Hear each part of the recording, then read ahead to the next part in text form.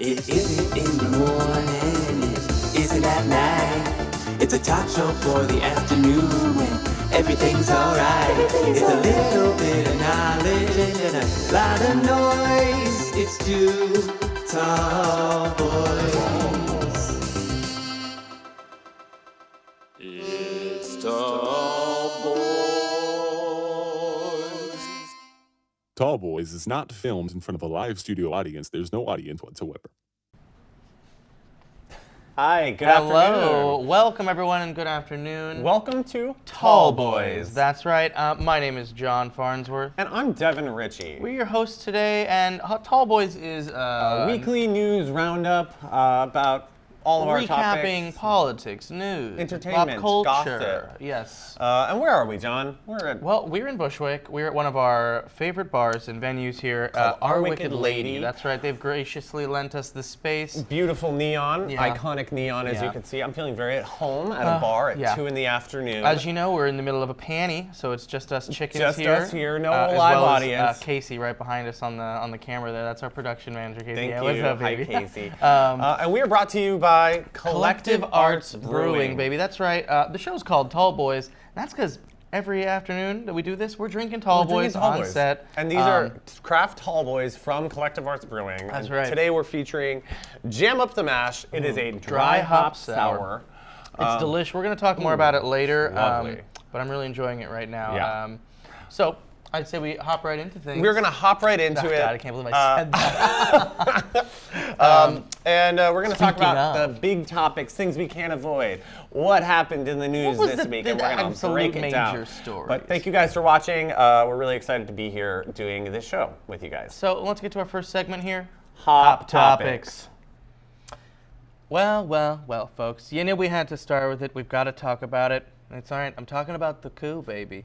Now, unless you're the President of the United States and currently banned from Twitter, Instagram, Facebook, Pinterest, Grubhub, MySpace, Tinder, Grindr, and even the Words with Friends chat function, you've no doubt been inundated with the news of last week's advanced LARPing clash in D.C. Now, thousands of supporters of the outgoing president flooded the steps of the Capitol and eventually entered the building. Predictably, things got violent, and when the shitstorm finally receded, 5 people were left dead, including 4 rioters and a member of the Capitol Police. This was just the latest in a long line of significant historical events for a nation that is absolutely sick of living through significant historical events, especially after nearly a year of life in a global pandemic, a bitterly contested November election, and a long summer of Black Lives Matter demonstrations that marked an especially raw chapter in America's continued racial reckoning and highlighted once again the urgent crisis of violent over-policing in this country. Now, speaking of the boys in blue, let's see how they did out there, huh? Police are squabbling with protesters. Oh, there we go.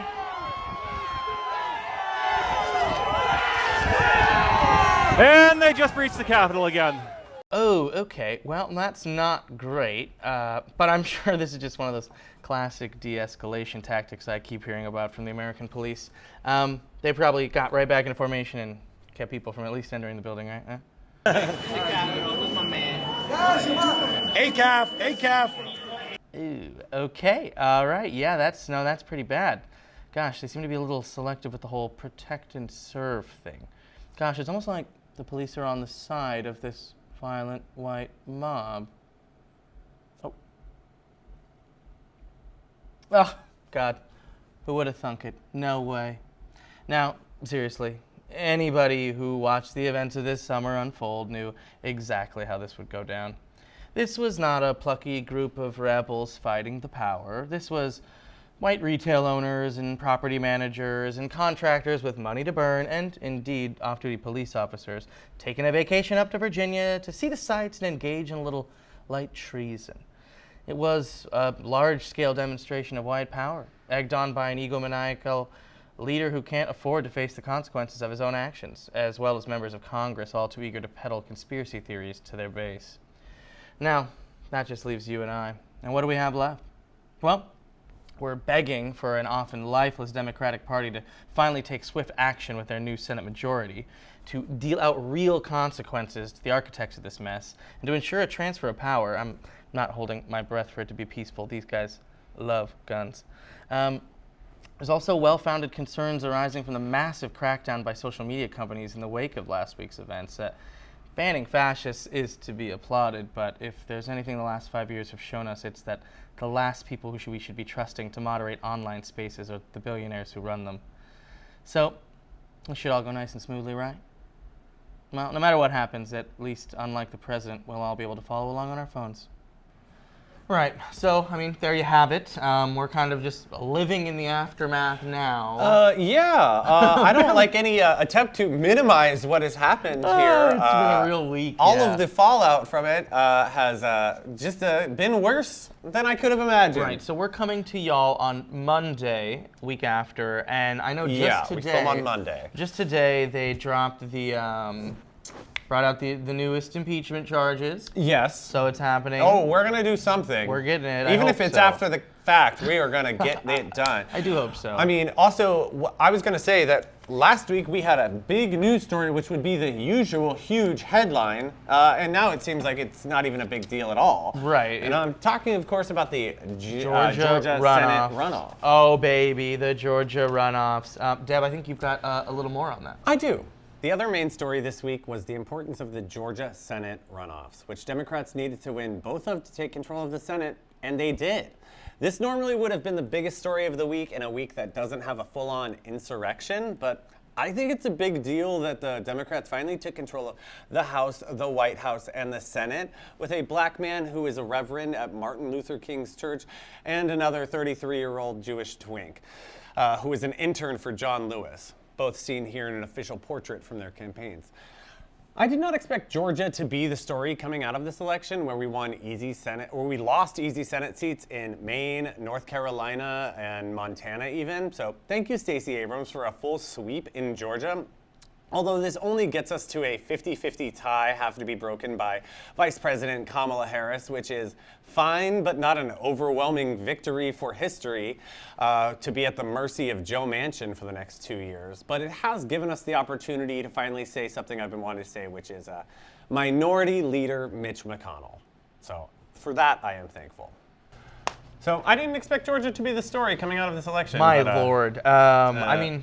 Or just, I didn't even see them picking up both these seats, to be honest. No, even though I'm pretty shocked. Kelly Loeffler and David Perdue are like full-on like Captain Planet level villains. Extraordinarily bad. Just absolutely insane what they did. And it is wild. Good to see them gone. I mean, I don't know. Georgia, good for you. Thank you, and I hope that they do something with this majority now. Other southern states would be soon to follow if they're, Let's get them ungerrymandered. Let's get them ungerrymandered. Let's go for it. Let's use this model in Texas. Yeah, thanks, Stacey. Thanks all the organizers there. All right, well, I think we've hit enough of the politics. Maybe we should go to some fun light stuff. entertainment. That's maybe. right. Welcome to our next segment, Entertainment. Beautiful. We do this every week also. We're just talking about things we're watching. TV, movies, pop shows, culture's music, going on. Goss in that nature. We still have things going on. Yeah, and all started off with something big in the music world. In music news, it seems last week's Capitol riots had even farther-reaching cultural impact than initially imagined. After photos and social media posts pinned late-aughts indie darlings Ariel Pink and John Mouse in D.C. in support of President Trump, people rushed to the internet to tell them correctly that they suck shit. God. Oh boy. I told myself I wasn't going to say this on air, but here I am. Folks, we're talking about cancel culture. That's right, embarrassing. I know, for all involved, myself included. Now, these two goofs are just the newest to step over the line publicly. In the case of Ariel Pink, there are long-known rumors of abusive behavior. Now, are we shocked that edgelord white boys are still flocking to edgelord white boy politics instead of going to therapy? No. Unfortunately, 30 or so years of ever-present conservative punditry pushing the idea of culture wars has brought us to where, today, informing one's fandom off of not only the creative choices of popular artists, but also their harmful political beliefs and sometimes actual violent acts has bafflingly become not just a hot-button issue, but also a statement of one's personal moral code or unrepentant lack thereof. Nuance has left the building. Look, growth can be hard, but it doesn't have to be. Abusive and racist artists have to finally stand in the light of their choices, and so do their fans. Say it as they say it with your whole chest, or admit that your beliefs are merely in-group signifiers. Oh, baby! It's called accountability. The shield of fame is dissolving at the hands of social media, and now anyone can face consequences. Everybody has regrets and makes mistakes. Everyone has to choose the line where they stop supporting an artist, and hopefully that line for you is violence and racism. If you've been a less than ideal version of yourself in the past but have changed, this isn't about you. And I promise you don't have to defend rich celebrities that don't give a damn about anything but their own egos. If you're lamenting this greater societal change, it might be time to ask what you're defending, because people calling you an asshole isn't a violation of your rights, even as much as I, a huge asshole, would deeply wish I could claim. The newest TV show everyone's talking about is Bridgerton, and everyone is possibly aghast at the new diamond of the season, Lady Bridgerton, as she shocks the court by being both personable and beautiful in this new Regency-era soap by Shonda Rhimes. And it's fun and sexy and light, and it has everything from orchestral waltzy string covers of Ariana Grande songs and a Gossip Girl-like narration from Julie Andrews as Lady Whistledown. And you know what? Sure. This show is fun, and I'm glad we can have fun in a new genre. And the men are very hot, and they really show the sex scenes. They really do, up against trees and stuff. But as far as sexy TV news goes, I'm here for the Sex and the City reboot that is sans Samantha Jones. Kim Cattrall was quoted as saying, "I don't want to be in a situation, not even for an hour, where I'm not enjoying myself." And I'm like, same. Queen, I get it. Don't be in this if it's going to upset you. And it's fine. And I am sorry that I'm the basic type of gay that saw the Sex and the City preview and got chills, but that's me, and I am ready to have Carrie Bradshaw back in my life. Did you watch Bridgerton, John? What a lovely segment, Devin. No, I haven't. You're too excited for Sex and the City reboot? Yeah, that's what I'm looking forward to now. I mean, these are a little bit more your lane, but I could get into something like Bridgerton that's like kind of over the top, and I do like the idea of sort of like subverting that, like, you know, that Regency era, Renaissance era sort of. I don't like, know if it's subverting. I want to get my writing pants on and my crop, and it's I want to sexy. go. I'm it's there. sexy. But something we are on the same page about is Rupauls Driving. That's right. That's what we do. We do watch. And we've got it. We've got it for miles down the runway. Yeah, and we're gonna do this like every week. We'll do a small recap. Yeah, every and time we just had the premiere last week. And now there's 2 episodes. Now there's 2 episodes out. No Queen's eliminated yet. Yeah, it's a bizarre season. They filmed it in a panty. I wish they would admit it's just in a pandemic, and that's why they're doing things this way. It's weird that they're like not saying it. Yeah. They're just like, whoa, weird. Why is it wacky While this there's year? 2 groups. One's winners. The pork chop loading dock. Which we don't see them at all. A source of mystery so far. I think we're going to get some clarification on it this week. I think that we're going to see them next week, but Who do you like? Simone. Yeah, we love Simone. I love Simone. The boxing look, if you haven't seen it, sorry, this is about current stuff. You missed it. I like Go watch the episode. I like Olivia Lux if she would just like get her gowns to fit a little better. She's a sweetheart. Yeah, I do. We love Gottmik. Very high fash. Yes. And I just like saying that name. I feel like I'm a little Dutch boy. Yeah, I love it. So we're looking forward to see what our fracking queen RuPaul brings us this season.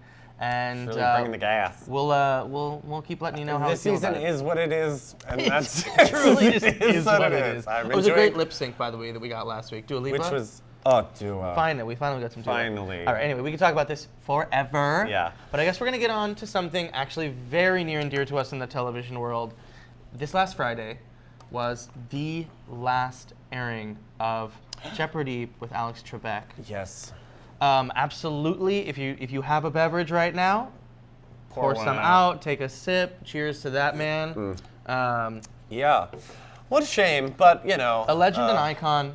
Really lived his whole life, hosted this whole thing for what, 37 years since the reboot in '84, God. baby. We've been watching a lot of Jeopardy. We're roommates. Yeah, that is we watch also a lot true. of old Jeopardy.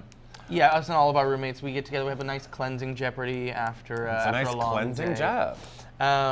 And so basically, the question is on everybody's mind is like, who's gonna host Jeopardy? Who's gonna host Jeopardy? I've seen the list. I've heard about your George Stephanopoulos and your Ken Jennings. No, sorry. Winning the show does not mean you should host the show. He doesn't really have the temperament. I'll be honest. Not in my game. I think he could. He could, but I think he's a little too snarky. It's not for me. He's not charming. No, he's not. So and he gives. He gives 10% of all those winnings to the Mormon Church. Okay, well, I mean, Just saying. we're going right after the Mormons in our Jennings first episode. is tithing. We don't like tithing. But we have made a just a little segment. We have some suggestions. We think we have We some have made ideas. a little top 10 list. Yeah, a little homage to Wayne's World, sort of. This is our top 10 hosts that we'd like to see be the new host of Jeopardy. Some of them are impractical, and some of them are dream. They're just list. for us, you know, Yeah. but some of them could work. And this is a beautiful prop gorgeous that somebody board made. you made. This sparkling, Devin, you really you outdid yourself this time. So I will reveal my first. You going from top or bottom? Top. I'm going from the bottom. All right. Good. Okay. That makes sense for us, Okay. actually. All right. So I'm going to reveal my first one. Dream Jeopardy host is Mayim Bialik. Now, sure, this is a host that Practical. is actually on their list and will be doing a guest host spot. Fun. She is a child star who grew up to be a scientist. She's got She nerd was cred. She's got nerd You gotta cred. She's young. She could do it for the next 50 years.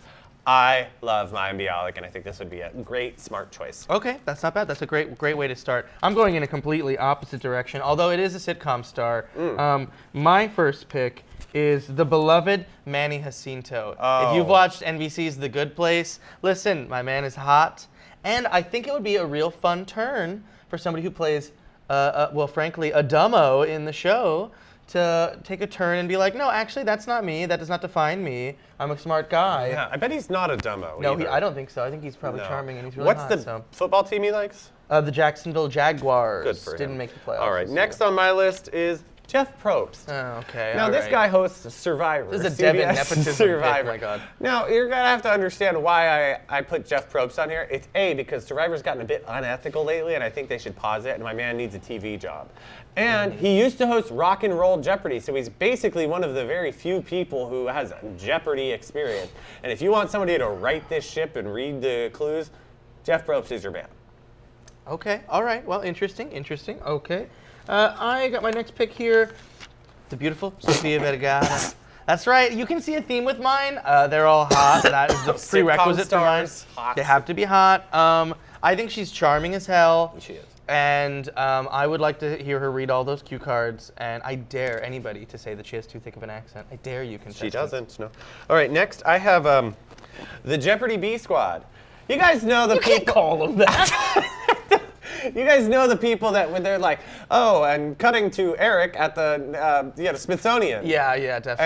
And they're And here's like, Susie at the USS Challenger. Yeah, I'm not here at the Challenger. Holocaust Museum going over some clues. And those people, why aren't they even in the conversation? They're not even considered. They're Get the truly B Squad up here. getting the I'd shaft. be pissed if I was them. I would too, actually. That's 100% true. Okay, who do I have next? I honestly forgot. Oh, a veteran, a stalwart, Queen Latifah.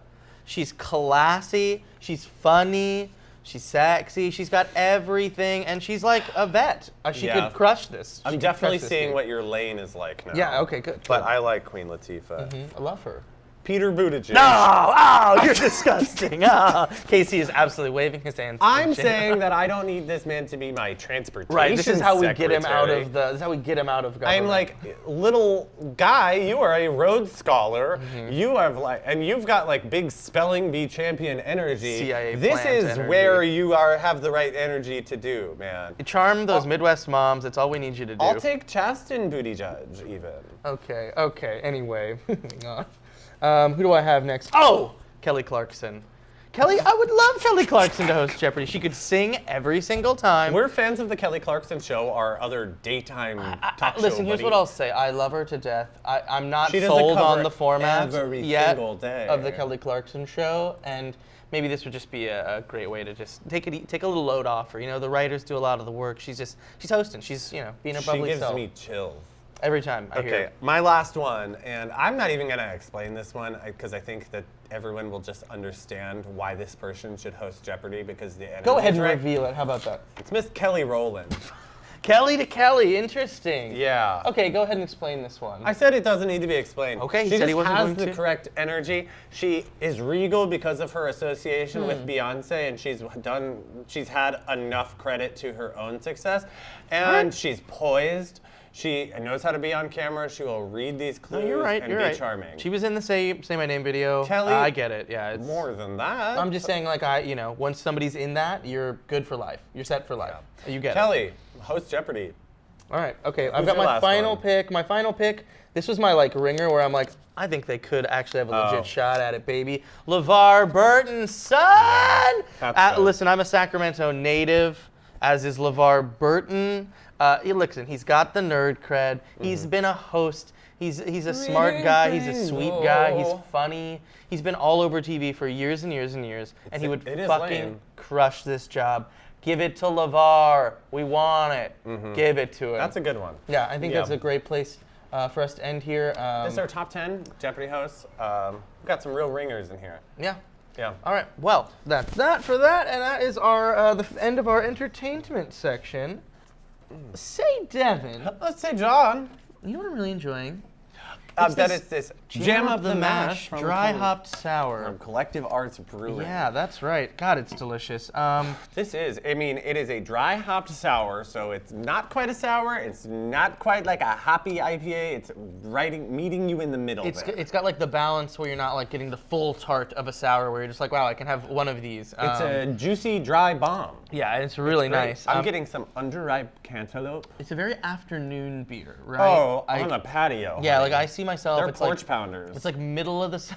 Well, you know we love porch pounders. Yeah.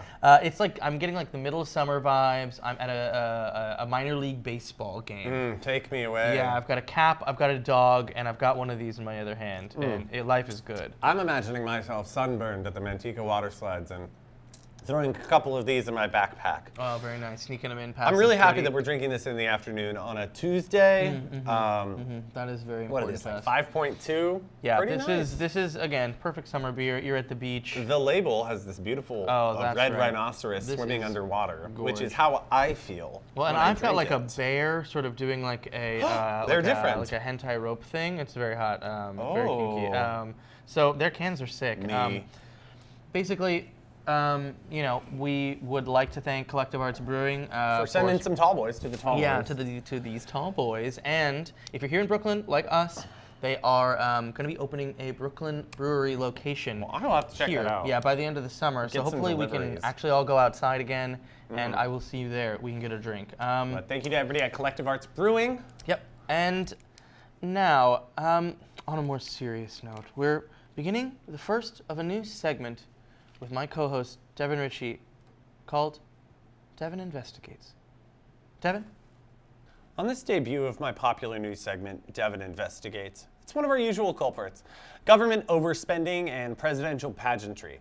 This afternoon, we take a deep dive at Camp David. It was recently in the news as Trump said he was going to go weather this political storm there, but he abruptly just canceled his trip. The issue with Camp David is nobody even knows what it is. Like, what is it? It's known as the Presidential Retreat, and technically it's a naval base. It was originally built by FDR in the 40s and named Shangri-La. It has been used as a folksy getaway for the president to just get a little nature and get away from it all for a little while. Not technically a White House and not yet a naval base. George Bush sums it up nicely here. But the whole deal is it's a military base, and they've got a lot of other military functions and duties. But when the president's there, it's to like pamper the guy. And they do a really good job of it. President Jimmy Carter actually ran on a promise of closing it, citing unnecessary spending, but then he changed his mind after he hosted Israel and Egypt in peace negotiations, later known as the Camp David Accords, and he decided to keep it open after that. Here's a graph on all of the presidents and how many times they've been to Camp David. Ronald Reagan is definitely in the lead with 189 visits. That guy loves Camp David. And George W. Bush, Bush 43, is in second place with 150 visits. And very, very last on the bottom with only 2 visits to Camp David is President Trump. He doesn't like Camp David. He's on the record as not liking it and thinking it's run down, but this is also a guy who doesn't like the outdoors and the woods and prefers to vacay at his own resorts and spend government money at his own places. But he's also maybe onto something in that it does suck. It's certainly not the most beautiful place to host dignitaries in the United States. We have the Grand Canyon, for God's sakes. And this is 60 miles out of D.C. in the low mountains. No, not our most beautiful, no. And how lame is it that this is a Navy base? There are a staff of 200 Naval Command and sailors who trained to be in the Navy, and now they are essentially professional butlers at the President's Day Spa. Trump has mostly used it as a bargaining chip to let cabinet members stay there. He offered to host the Taliban there in 2019. I realize it's just a drop in the bucket as far as military overspending goes, but maybe luxurious retreats could be an easy scale back for some funding, like maybe just a little less of those.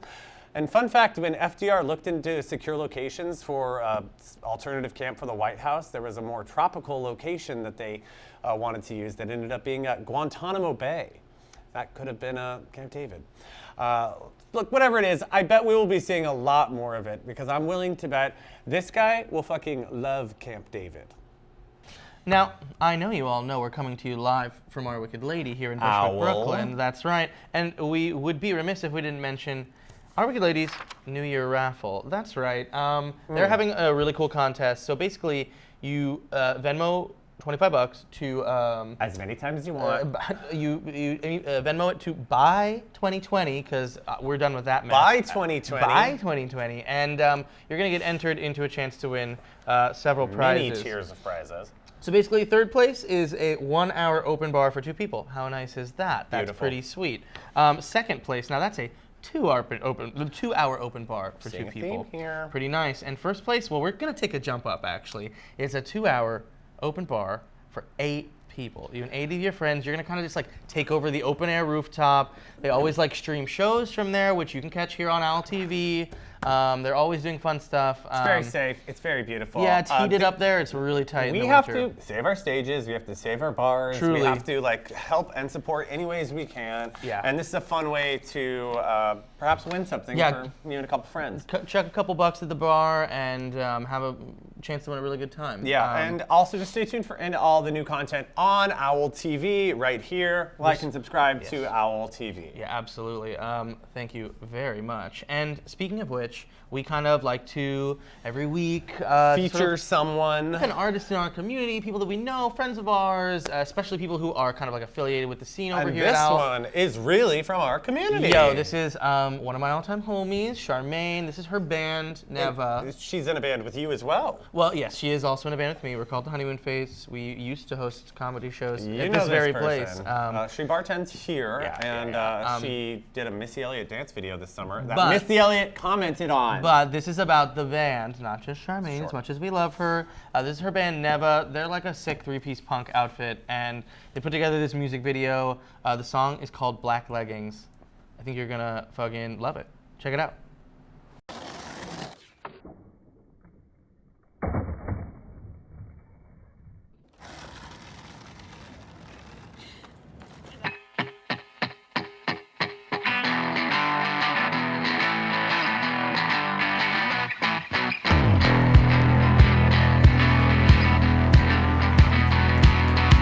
It's a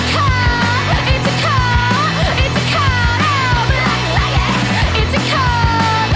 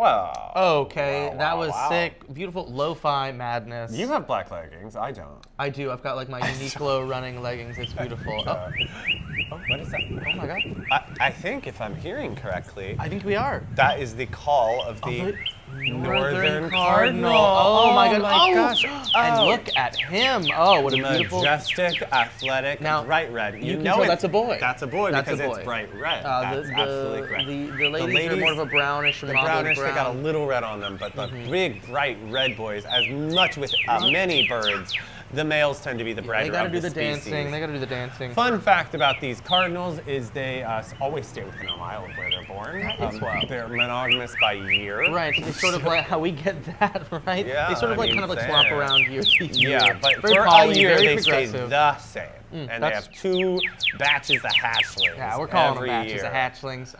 And after, and we have one in our backyard. They're native right to now. New York, and they're native all over. And they're North spreading. America. They are spreading, and they are one of the bird populations that's going up and up and up. And places in the United States that never had them before are starting to see Interesting. cardinals. I love that global warming. You gotta love it. I mean, Oh, beautiful red bird. oh. Oh, bye. Oh, there he goes. Bye. Oh God. Oh, Well, I'm gonna mark that off my Oh yeah, mark it off our bird sheet. card. Oh, Northern Cardinal. Northern Cardinal. Great. They also, fun fact about them is they have a song that they do with their lover, and that's the only song that Well, that's they have a their completely song. They have unique their song to Oh, them. That's adorable. Yeah. Well, we'll miss him. Bye. All right. Oh, that was a gorgeous visit. I love birds. I love Friends, and you know what I love? I love when friends send us things. I love when friends send us things. I think We've that got brings a us few to our friends who send us final things. segment. Oh, Casey, please, thank you. This is Casey, Thank everybody, you. our Casey, producer. say hi to them. Yeah, it's Say okay. He Casey. doesn't even want to. It's fine. It's our final segment. He's Is our user submissions. So we asked for adorable pictures of pets. All of you fans, you Mm-hmm. Talbies, sent us in pictures of your pets. You can always send us a picture of your pet. Literally at any time. Tallboys Show or nudes or whatever. Tallboyshow@gmail. Do not send us nudes. Well, just send us nudes if you want. But tasteful, tasteful. But we have a couple pets on the board today. We do. So, let's see. Our friend Petra. okay, first of all, Sent us. this is pictures of her cat, Sev, Sev. 7S11, found at a 7-Eleven in the Philippines. Right. Oh, we have an immigrant Beautiful. story. We love that. All right, let's see some pictures first. Oh, cozy.